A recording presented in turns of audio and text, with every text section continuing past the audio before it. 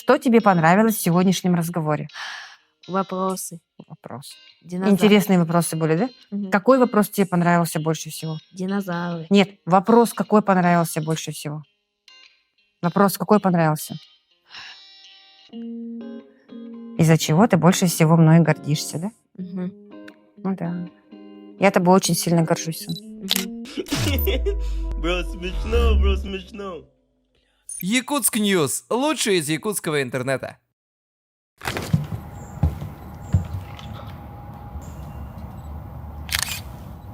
Покупайте билеты на любые мероприятия и не только в приложении Мост. Мост создан для комфорта якутян.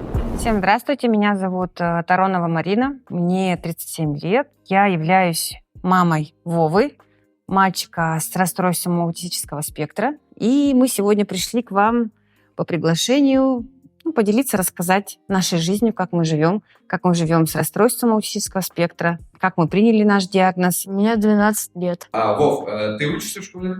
35-е. 35. В каком классе учишься? 5 В. Да, мне нравится учиться. Мне нравится русский, математика и чтение, и география, и биология. Так, Вова родился 2 апреля Де- 2011 года. Родился в день распространения информации об аутизме. Первым ребенком в семье, долгожданным ребенком в семье. Где-то до года и 2 месяцев развивался, в принципе, как все дети. Больших отклонений таких явных не было. Хотя, учитывая, что он родился, экстренно кесарево было, все-таки нам рекомендовали постоянно наблюдаться у невролога, что мы и делали. И где-то все-таки в 1,5 года, когда у него не было речи, вернее, полностью отсутствовала речь, мы уже стали подозревать, что что-то не то происходит, ребенок не развивается, как должен, в норме, да. Начали более углубленно заниматься обследованием дополнительно. Диагноз было, конечно, сложно выставить, потому что явных таких признаков аутизма у него не было, да, там стимы, повторы и так далее. Были какие-то небольшие такие отклонения, но оказалось все это в рамках индивидуальных особенностей. Мы много где обследовались в городе Якутске, за пределами города Якутска. Диагноз нам был выставлен достаточно поздно, ближе к 5 годам, да, в научном центре психического здоровья города Москва. Если бы диагноз выставили бы раньше, конечно, ранняя диагностика и раннее лечение большую влияет роль на будущую жизнь людей с РАС. Он просто знает, что он не такой, как все. У него есть проблемы с речью на сегодняшний день. Небольшие есть отклонения в психике в рамках своего расстройства. Но мы не акцентируем внимание именно на том, что это какое-то расстройство или болезнь. Мы его воспринимаем как обычного ребенка. У него к нему такие же требования, как и к его другим 2 братьям. К нему нет никаких поблажек, что у него есть какое-то расстройство. Даже с него больше требований, потому что он старший брат. Да, Вова? Да. Да. И, мне кажется, самый большой плюс в том, что мы именно этот диагноз приняли таковой, какой он есть, и не акцентируем на нем такого большого внимания, как, может быть, он того заслуживает или не заслуживает. Не могу точно сказать. Но мы приняли для себя такую жизненную позицию с мужем. Вова родился у меня от 1-го брака. С мужем мы прожили недолго, в пределах 2 лет. Потом достаточно тяжелый у нас развод. В этот момент мы, скорее всего, упустили ту возможность, когда надо было заниматься ребенком. Мы занимались выяснением отношений. На сегодняшний момент, что нам стоит отдать должное, у нас абсолютно здоровые, нормальные, адекватные отношения. И с бывшим мужем мы очень хорошо общаемся. Да, мы достаточно хорошо общаемся. Он поддерживает отношения с Вовой, Вова с ним поддерживает отношения. Судьба все-таки так распорядилась, что я вышла замуж 2-й раз. В принципе, я не планировала, но, как говорит мой муж, пришел, увидел, победил. Очень сильно подкупило как раз-таки его отношение к Володе, что он сразу взял на себя все обязанности по воспитанию его. Вова называет его отцом, да? И в браке у нас родилось еще 2 сыновей, двойняшки. В каком приложении вы покупаете билеты в кино и на мероприятия в городе Якутске? Я всегда там беру. 1, 2, 3. Мост. Приложение для комфортной жизни в Якутске. Вы будете задавать вопросы друг другу. Хорошо? Мгм. Вопросы Ага. друг другу. Вопросы у вас на листочках. Но у вас есть возможность не отвечать на вопрос. Если, допустим, вопрос, как-то у вас там такие, не хочу отвечать на этот вопрос, тогда вы отдаете своему сопернику, если будете соперники, 500 рублей, то есть карманных денег. Все равно сказать, что мама, сегодня играем на карманные деньги. Хорошо? Короче, То есть, всё ясно. если что, у тебя будут забирать твои карманные деньги, если ты не будешь отвечать на вопрос. Хорошо? Хорошо. Давай, доставай. Какие надежды ты меня возлагаешь? Какие надежды ты на меня возлагаешь? Это он должен отвечать. Это он вам задает.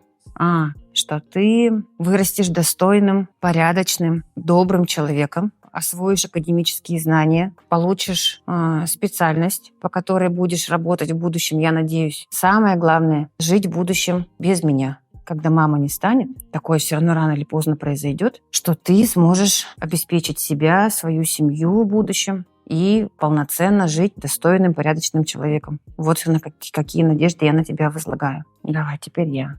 Ты замечаешь, что люди тобой пользуются? Если да, то приведи пример. Пользуются тобой люди? Угу. Кто пользуется тобой, скажи? Я. Он может не понять смысл заданного. Как ты считаешь, люди используют тебя? Нет. Да. Подумай сам, хорошо ответь. Как ты считаешь, люди тобой пользуются? Вот мальчики во дворе, вот этот Рома во дворе пользуются тобой? Или не пользуются тобой? Пользует. Вот это вот нарушение, как раз-таки вот это вот нарушение социальной сферы, эмоционально-волевые нарушения, как раз-таки вот приводят к тому, что они не могут понять, не могут расценить вот эту ситуацию адекватно. Когда люди пользуются тобой, да, когда какие эмоции, когда нужно проявить, не могут распознать, бывает, эмоции, эмоциональный фон другого человека. Могут не понять, например, что над ними издеваются. Вова, помнишь, летом с мальчиками ты катался в Мархе на велосипеде? У них когда зеленые. Да, помнишь, они к нам приходили и постоянно просили тебя колбасу вытащить им? Ага. Как ты считаешь, они пользовались тобой? Пользовались. Или хотели с тобой так дружить? Я хотела дружить. Ты хотел дружить с ними, а они? Они хотели, они украсть это ужин колбаской. Реально так то, и было. Потому что она хотела кушать. Да. Вот если бы они нормально сосиски. попросили бы ужин, да? Сказали бы, мы хотим кушать, мы бы их накормили. А они зашли втихаря и что сделали? Холодильник весь, да? И мы Воспользовались опять же моментом. мы скачали, мы прыгали в батуте. Да. Мы прыгали. И пошли в бассейн, купались. Да. Короче, там ситуация была, что, конечно, мальчишки поняли, что к чему происходит, и выгоду максимально пытались для себя. Я не знаю, как правильно это объяснить. И очень нагло себя вели, конечно. Я молчала, ничего не говорила, делала вид, что может быть, так и должно быть. Друзья должны появляться. Пыталась не вмешиваться, но потом я просто увидела, что мальчики начали наглеть. Какие-то рамки должны быть все-таки поведения, мне кажется. Мы в детстве были не такими наглыми, как сейчас, какие дети сейчас пошли. Может быть, я ошибаюсь. Давайте, тебе кто-нибудь советовал отказываться от меня? Нет, никто никогда не советовал от тебя отказаться. Даже если бы мне кто-нибудь посоветовал бы от тебя отказаться, я бы никогда от тебя не отказалась. Как можно от такого ребенка отказаться? Только недалекий человек может такое посоветовать. Это был бы первый и последний совет в его жизни. Конкретно мне. Вот так. Такие страшные вопросы. Как тебя обзывали сверстники и было ли тебе обидно? Как тебя называли сверстники? Как тебя обзывают? Саша Сказал тебе. он ничего не разговаривал, но он мне факел показывал. Факел показывал. Вот так. Тебе было обидно? Да. Да, тем более вы раньше дружили, да? Да. Потом мы подружили в 3 класс, Да. но она ушла в другом классе. Да. А сейчас факел тебе показывают. Да. Они взрослыми разговаривают, но он меня не дружит. Почему он тебе факел показывает? Скажи-ка мне. Но мама увидела, вообще в шоке была. Нет, Вы почему с ним поругались-то? Не, ничего не ругались, Не просто, ругались. просто дружились. И он пропал. И он пропал, и факи показывал. Вот И так. вышел теперь, и пришел в школу и начал тебе факи показывать. Да. А ты подошел к нему. Я видела эту ситуацию просто. Они стояли около столовой, а я стояла в коридоре, ждала двойняшек, первоклассников. Его увидел Сашу, подошел, вот так ему руку протянул, а Саша ему показал fuck you. Да? Да, мама вообще в Он был, шоке конечно, он... Да и ладно, я-то в шоке. Я разных людей уже повидала. Я видела твое лицо. Конечно, он очень сильно расстроился. Вот до сих пор у него это так запечатлилось в голове, что до сих пор это вспоминает. Мама вообще расстроилась, мама вообще в шоке была. Да, я расстроилась, конечно. Ну, причина есть, но это конфликт Сашиной мамы и мой конфликт. Как бы я не выносила эту информацию на ребенке, да. Как бы это наши с ней взаимоотношения. Дети вообще-то здесь, я думаю, ни при чем. Но она, видимо, вынесла, что Саша так агрессивно стал реагировать. При том, что они дружили достаточно близко. Из-за чего ты больше меня мой гордишься. Я тобой горжусь тем, что ты большой-большой молодец. Несмотря на то, что тебе поставили такой тяжелый диагноз, у него же не высокофункциональный аутизм, на самом деле, да, не синдром Аспергера, а самый обычный детский, типичный аутизм. Вот. На самом деле это дети достаточно с тяжелым развитием. Чаще всего это сопровождается умственной отсталостью, такой диагноз. Угу. Вот мы недавно проходили комиссию, и у нас достаточно высокий уровень IQ, ну, скажем так, средний. Угу. Диагноз у нас детский аутизм без умственной отсталости, интеллект написано в норме. Есть проблемы с речью, но учитывая то, что он не говорил практически там до 5 лет, речь у него более-менее такая осмысленная после 5, ближе к 6 годам начала появляться. Я считаю, что она у нас пока еще на стадии развития. Первое слово у него было то ли трактор, то ли что-то типа такого из техники. Он тогда сильно увлекался машинами, и это было далеко не мама. Ага. И как раз-таки вот для детей с аутизмом характерно, что они начинают говорить не вот такие простые слова «бабу», «ма», «па» и так далее, а вот как Вова начали говорить сложные слова, состоящие из нескольких слогов. Я горжусь твоими спортивными достижениями. Вот он занимался в центре единоборств у Фархада Александровича. Занял 3 место на городских соревнованиях по самбо. Вот сейчас занимается у Василия Викторовича Лисицы в «Триумфе». Очень тренер его хвалит. Он говорит, что у него некоторые приемы получаются даже лучше, чем у нормотипичных детей, потому что он очень, если он чем-то заинтересуется, он очень усидчивый и отрабатывает до последнего. Вот то же самое, как с этими акулами, там, с динозаврами, знает вес, рост, когда кто родился и так далее. То же самое у него происходит с отрабатыванием спортивных разных. И нагрузки-то выдерживает такие, не каждый взрослый такие нагрузки выдержит. В общем, если какие-то у нас начинаются эти, любой кипиш, Вова всегда со мной. Он мой хвостик. Никогда не откажется. Если мы с ним бежим 5 километров, 8 километров, это он свободно. На велосипеде можем спокойно по 10 километров проехать. Не каждый взрослый сможет. Или 13 километров. Я так думаю. И Вова... Всем твоим достижениям горжусь. Я быстро еду за 13 километров. Да. Это в городе мы по 13 километров ты ездишь. Какой рекорд по скорости у тебя? Самая большая скорость какая была по часам? 30. 30 километров в час. Это в 1 раз чем быстрее, чем машина. Ничуть быстрее, на уровне. Почему ты так быстро полюбил Рому? Потому что, Роман, потому что я сыграла в компьютер с папой. И мой папа, я горжусь, как мама и бабушка Руси Богдана. И папа уже 42 лет. И я полюбила ее, Роману. Сыграла компьютеру, и папа сыграл стрелялку. Папа тебя компьютером подкупил, да? Да, за 1000 стрелялки какие-то странные. Папа новую стрелялку купил, жесткую. Но я умею играть. Но гонку играла, и папа массаж сделал пальцем, спиной, головы, мозгу, пальцы, ногу. Это папа тебе массаж делает? Да, живот массаж сделали. Да, они играли в основном вместе. Каждый день. Да, каждый день. То я же еще работала сменно. И как-то так. Проблема была, с кем оставить Вову.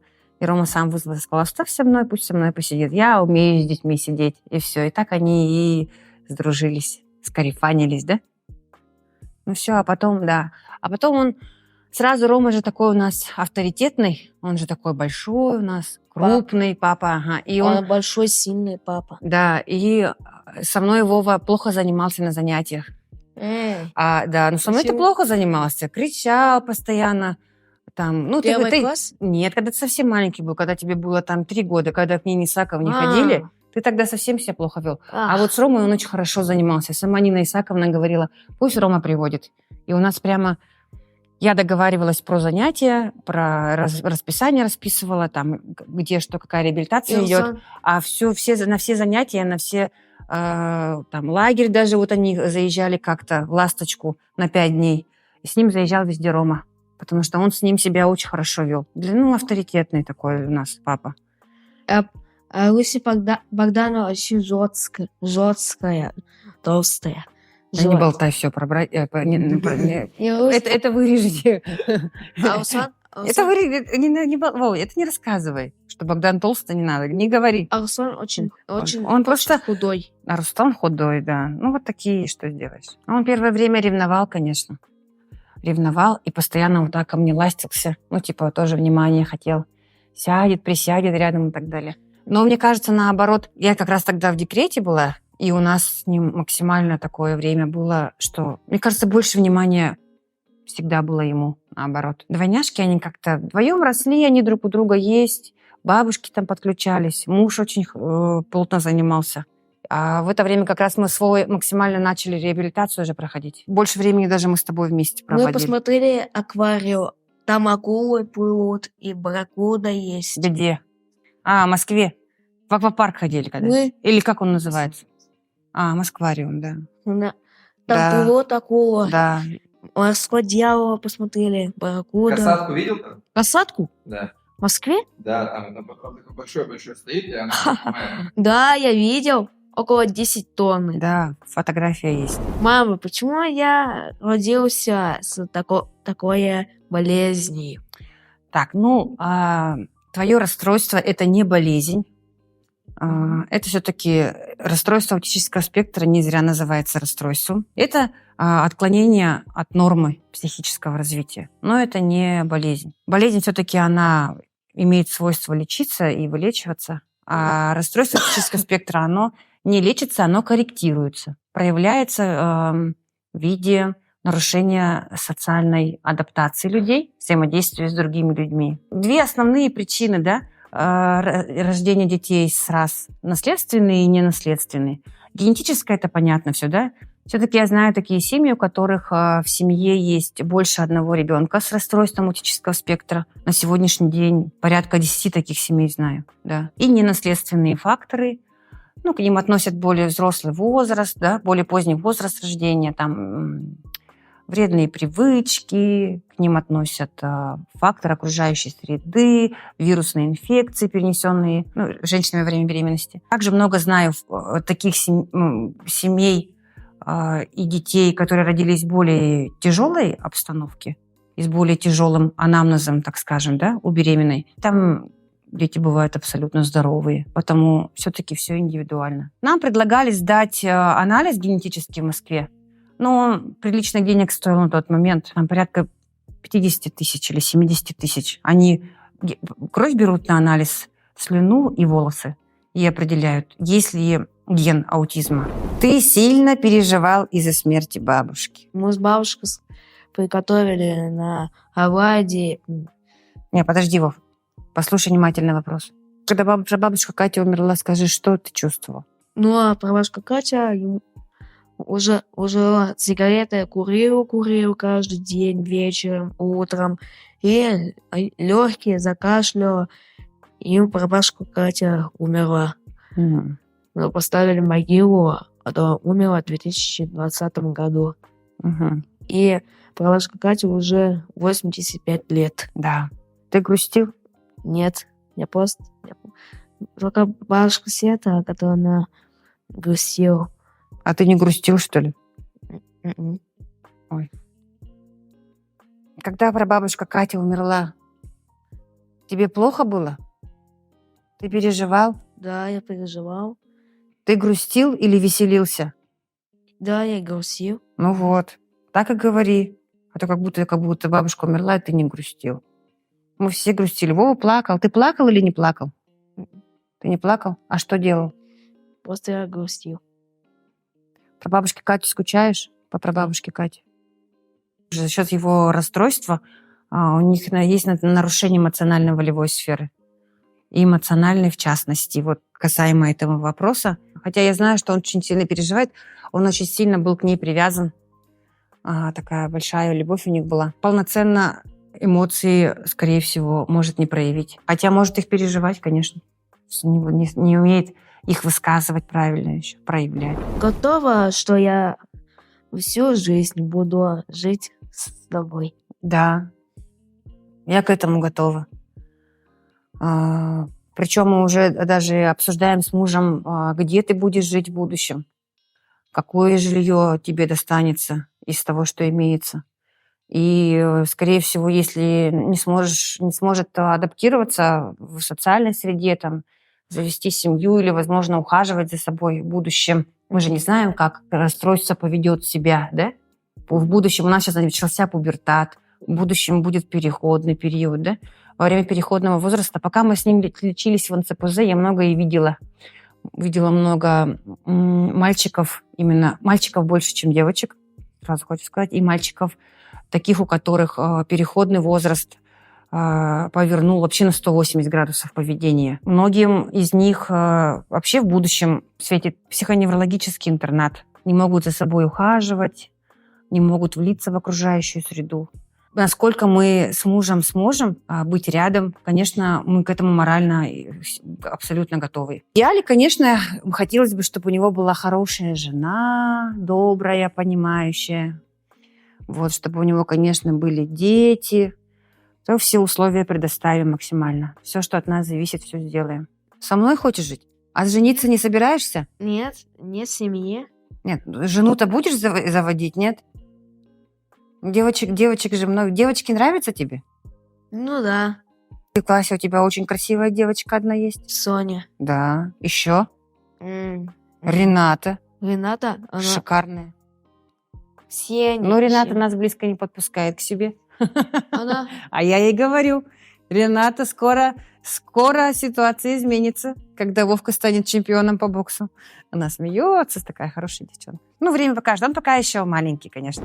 Кем ты мечтаешь стать, когда вырастешь? Когда станешь большой? Кем хочешь быть? Профессию какую хочешь иметь? Может быть, какое-то увлечение хочешь развивать в себе? Не знаю. Боксером. Да, говорил, учиться не буду, буду боксером. Это Василию Викторовичу спасибо, конечно. Дзюдо. Дзюдоистом? Мгм. Да, это спасибо Фархаду Александровичу. А профессию какую в будущем хочешь иметь? Работать кем будешь? Вот мама на работу ходит, а ты на какую работу хочешь ходить? Больницей. Тоже в больницу? Мгм. Ой, зачем, сына? Ну, у нас еще есть время подумать. Пока таких глубоких планов на будущее нет. Ну, и в принципе, я считаю, что в 12 лет пока рановато такие большие глобальные мечты строить. Время покажет. Был ли момент, когда ты уже остоялась в лечении меня? Ну да, были такие моменты, когда понимаешь, что, в принципе, как бы я и так знала, что аутизм неизлечим, но все-таки я планировала, что у него будет получше речь. Максимально вот мы очень долго занимались с речью. Я на сегодняшний день понимаю, что вот он сейчас именно такой, какой он есть. Сейчас вот к пубертату мы подошли, вот пубертатный период, что, скорее всего, то, что мы пубертат достигли, так оно и останется. Что сейчас на что бы мы ни тратились, какие бы там новые препараты мы не покупали и так далее, оно все только поддерживает. Скорее всего, речь у нас такая и останется. Ага. И, к сожалению, когда начинает говорить, то уже все становится понятно, что у ребенка есть задержка речевого развития. А если у человека есть задержка речевого развития, то она за собой, естественно, тянет задержку психики. Почему мы пошли в обычную школу, да? Мы посчитали, что это самый оптимальный вариант. Во-первых, 35-я школа на всем этапе считалась инклюзивной школой. У нас дети учатся в школе, которые передвигаются на инвалидных колясках. У нас есть дети слабослышащие, слабовидящие. Тот социум, в котором мой ребенок не будет казаться белой вороной. Инклюзивных школ, к сожалению, в городе Якутске очень мало. Хотя, по идее, все школы должны быть инклюзивными, но условий для обучения таких детей в городе Якутске критически мало. 35-е соответствовало этим условиям. Там имеются педагоги для обучения таких детей. У нас не было проблем с предоставлением нам тьютера. Есть дефектологи, есть логопеды. Завуч максимально нас старается поддерживать. Она всегда за детей. Из-за чего ты последний раз сильно грустил? Но я грустила, но... Потом... Не Когда сильно грустил? Последний год ты плакал? Да. Да. Да, Мама тебя ругала? Мгм. А за что мама тебя ругала? Не, когда я ляля была, я... Нет, а когда ты уже взрослый был, мама тебя ругала? Чтоб ты плакал? Да. За что мама тебя ругала? Но когда я обманула Да. и заплакала Как ты маму обманул?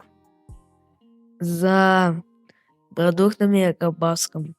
Но она Ты должен был купить одно, тук. а она купил целый пакет. Но Да? она тук нету. И мама тебя за это поругала. Конечно, воспользовался маминой картой, да? Мгм. Вот. И мы потом с ним долго не разговаривали. Я пошел в магазин. И что дальше? Тебе его он нету, вот тебе его нету, я взял большой M&M's. Короче, он пошел в магазин, должен был купить там что-то определенное. Попросил. Знаешь, что Она купил мама- кучу сладостей. Вот. Знаешь, что у нас нету тука, просто я колбаску Не только съела тука, вот ты это. там много чего сладостей накупил.